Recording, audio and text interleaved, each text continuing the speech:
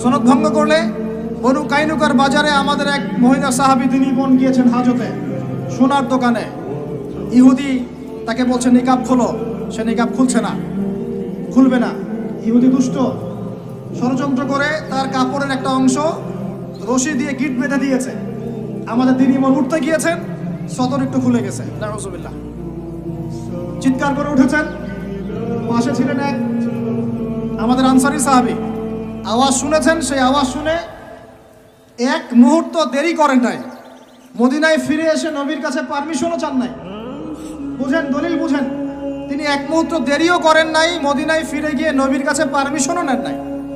তার কাছে একটা খোলা তরোয়াল ছিল, বের করেছেন, ইহুদির গর্দানে একটা কোপ দিয়ে গর্দান নামাই দিয়েছেন। সাহসীদের মতো বলেন আল্লাহু আকবার। বাস বাস বাস বাস বাস, আমি টপিক হারাই ফেলব।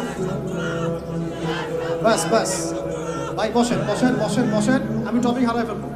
আমি দলিল দিচ্ছি আপনাকে, এই সাহাবী নবীকে গিয়ে জিজ্ঞাসা করেন না, করেছেন? পরামর্শও নিয়েছেন? তার সামনে তার বোনকে এইভাবে টিস করা হয়েছে, এক মুহূর্ত দেরি করেন নাই, গর্দান নামাই দিয়েছেন।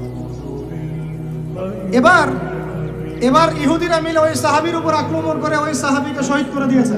নাই, শেষ, ওনাকে মেরে ফেলেছে। তারপরে এই কেসটা নবীর দরবারে আসলো। নবীর দরবারে আসার পরে নবী সাল্লাল্লাহু আলাইহি ওয়াসাল্লাম সাহাবীর ব্যাপারে কোনো সমালোচনা তো করলেনই না। সাহাবী, তুমি ভুল করেছো, আমাকে জিজ্ঞেস করো নাই, আমার পরামর্শ কেন নেও না, এগুলো তো বললেনই না। বরং তার অন্যান্য সাহাবীদেরকে বললেন, সবাই যুদ্ধের বর্ম পরে বের হও, বনু কাইনুকাকে আক্রমণ করতে হবে। এখন আপনি দেখছেন 3 মাসে 19,600 জন, 3 মাসে, সরি 3 মাস কিসের, 1.5 মাসে 19,600 জন।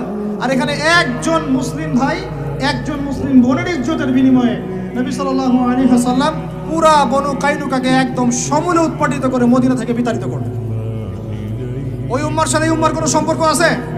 ওই আরবের সাথে এই আরবদের কোনো সম্পর্ক আছে? ওই স্বাধীনতার সাথে এখনকার এই পরাধীনতার কোনো সম্পর্ক আছে?